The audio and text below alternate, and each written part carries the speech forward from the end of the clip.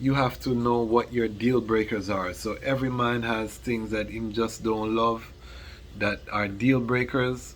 Nobody knows them but you. So as a man, you need to identify your deal breakers. And once you see them, don't try to sweep it under the rug. Don't try to break the deal.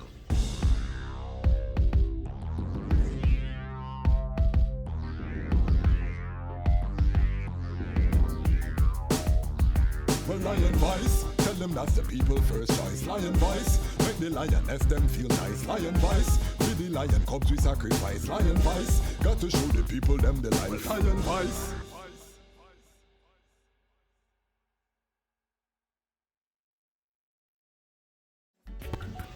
Greetings in that divine name of His Imperial Majesty, Emperor Haile Selassie I, King Rastafari. Glory and honor in the name of Her Imperial Majesty, the chosen Queen, Empress Waziri Menen. My name is Dejazmatch Kwasi. I'm an entertainment attorney, I'm an author, I'm an artist, and I am an actionist. And I am also the host of The Lion's Voice. So on this episode of The Lion's Voice, we're going to talk about relationship topic. We're going to talk about vetting. Part of the whole relationship, we talked about dating versus courtship. We talked about purpose over that something there, the D discipline. We want to talk about another important topic, which is vetting. And we're going to talk about it from the brethren perspective, as usual. This is very instructive for sistren because it's good to know the brethren side. I talk about the brethren side because, of course, I'm a brethren. And, I was a young man. I'm a married man now. So I can talk about the things that I know about with more confidence. So I'll give it from the brethren perspective. So the vetting process. You're a young man. You're finishing university or your trade school, you're entering the work world now, you're getting ready to establish the foundations of your kingdom. How do you determine who your queen is going to be? Well, first, if you watch all of the videos, we say purpose. We say the Almighty. We say the Almighty comes first, purpose comes second, and then the queen comes third. You will need a queen to build your kingdom. I want to just read a quote from His Imperial Majesty, Emperor Haile Selassie I. He says, "To sustain us in all our tasks, we count on the women of Africa. Without their relentless vigilance, no aspects of our responsibilities can be attained."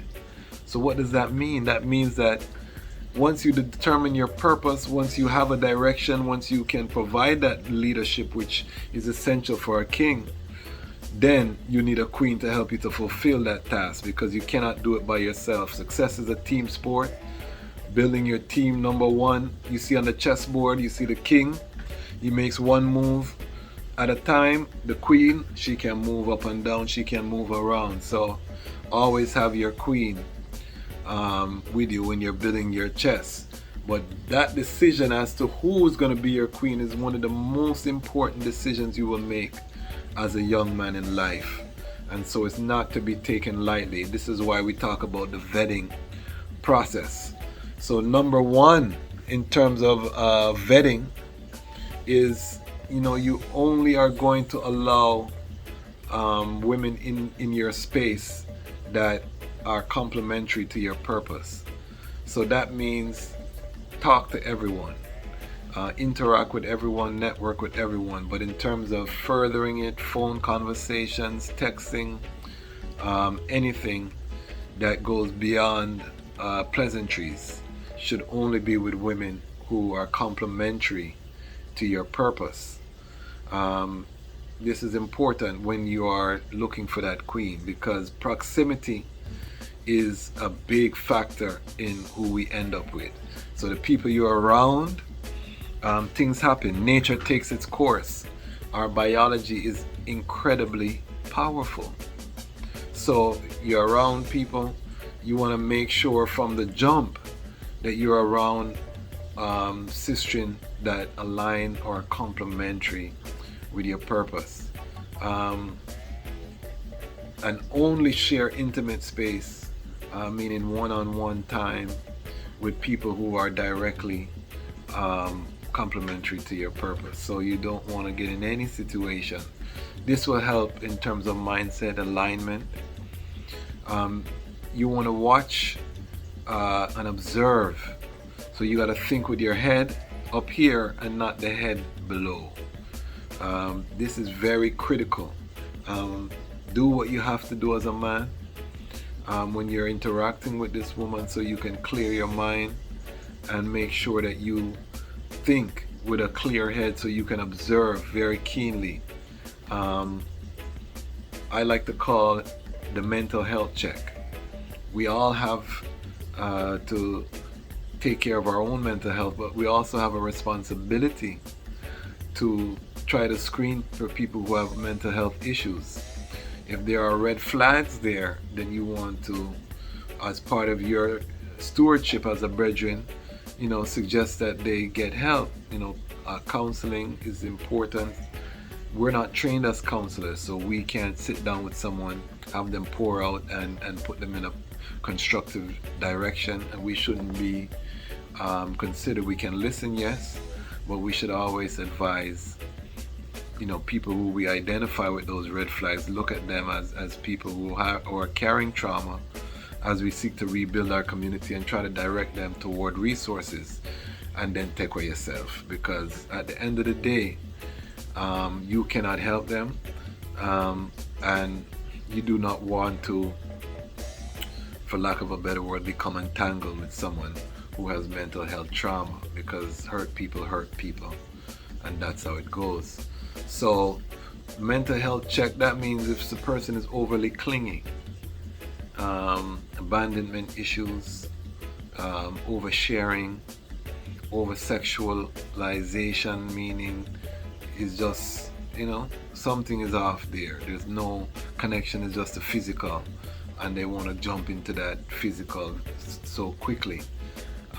It might be tantalizing at first, but usually there's a deeper issue, because if she's a wife, she's going to also be vetting you as well, and she's going to have some standards in terms of the requirements she has for access to her goodie.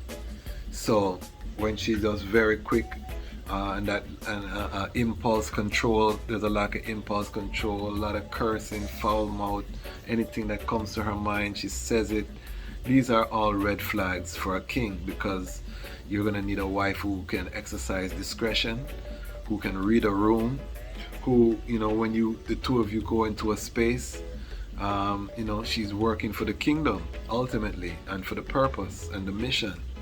So that is very important in terms of the vetting process. Also, you have to know what your deal breakers are. So every man has things that him just don't love, that are deal breakers. Nobody knows them but you. So as a man, you need to identify your deal breakers, and once you see them, don't try to sweep it under the rug. Don't try to break the deal. That doesn't mean you don't continue to work with them on your purpose, and this is why it's so important not to just sleep with everybody, dogo with everybody who comes into your sphere that is complementary to your purpose, because the time that you give to vet, you might find out, okay, they have a deal breaker, they have a red flag, but they're good in terms of that complementary skill that they have toward your purpose. So you can continue to work with them and maybe even provide them some strength along their journey. So now you take yourself out. And when I say take away yourself, that don't mean abandon people necessarily, unless they're extremely toxic. It means take away yourself in terms of out of the dating courtship realm. And I would say courtship, because we don't really support the dating in this ecosystem. This is not an ecosystem for dating. This is a courtship realm, because we are rebuilding the black nation. So once you see these things, you can work with them because they've already shown that they have aligned with their purpose, but you're taking yourself out of that Ethiopian-tic or Afromantic sphere of engagement. So it's important. Deal breaker could be this person likes to drink a lot, and you're not really into drinking, but you notice that them like get drunk, they don't handle their liquor. That was always a deal breaker for I as a young man. I couldn't deal with drunk women at all. So whatever your deal breaker is, know that if this person has this trait, don't come into the engagement trying to change someone. Look at them for who they are and see if they work, because worst case scenario, the person doesn't change, you're with them. If you're with them with the expectation that they're going to be someone else, you're just going to create anxiety, stress, frustration for yourself and hurt expectation. So this is very important that you give yourself some time to observe the person. How do they work with you? How do they help you to fulfill your purpose? I tell a lot of artists that a lot of artists sex off all of their support team, their fan club, all of that, all of these people who come to them because of their light, their shining, which if you're an artist, your purpose is that music or being that creative. So a lot of the people who are attracted, you go sex them off and you don't get the benefit. So you're there as a struggling artist. Yes, you've had a lot of stories and escapades, but you have not achieved your purpose to the fullest extent. So do not sleep with the people who are attracted to the light. That light is not, those people are, you are a custodian of the Most High for these people who come around this light. The Most High allows you to take a wife from this number, but don't abuse the blessing. Meaning, when the people come with this attracted to the light of you in your purpose, in your masculinity, in your kingdom, do not just try sex off the girls, then the women, because girls, we don't, in slang we say girls, but we mean women, adult women. Do not do that, please, because why? We need to rebuild the nation. We don't want to add any more trauma onto our sistren. We don't want to add any more trauma onto our brethren. So we need to engage with people who we have the highest chance of a long-term relation. This is not quantity. This is a quality trad. Not the quantity. This is a quality trad. So these are just some things to look about in terms of vetting. Is this person trustworthy? Do they keep their word? Word sound is power. So watch their word, that the word and the actions match. This goes for men and women. Are they accountable? If they're not going to do something, do they apologize if they are wrong? Are they willing to grow? Are they willing to come under the jurisdiction of your kingdom if you're a brethren? Is the sister willing to submit her path or what she has going on to be a helpmate in your kingdom? And when we use the term submission, that really is the ultimate in terms of submission. When somebody gives their life toward the fulfillment of your goals, this is a special role that a wife plays, and it's unique to that relationship. Again, I'm not talking about the partnership. The partnership, you both might have two distinct separate purposes and you do it by yourself, but you come together and you pay the bills together. We're not talking about that. We're talking about a kingdom that is focused. I want to build that part of the black nation. I am building my kingdom, and I'm sharing with my tribe that we're building here in the Dejazmatch Kwasi ecosystem through the Lion Voice, through our social media, through our website, through all of the different works we're doing. So that is what we're concerned with, is building this kingdom. So these are just a few points for the vetting.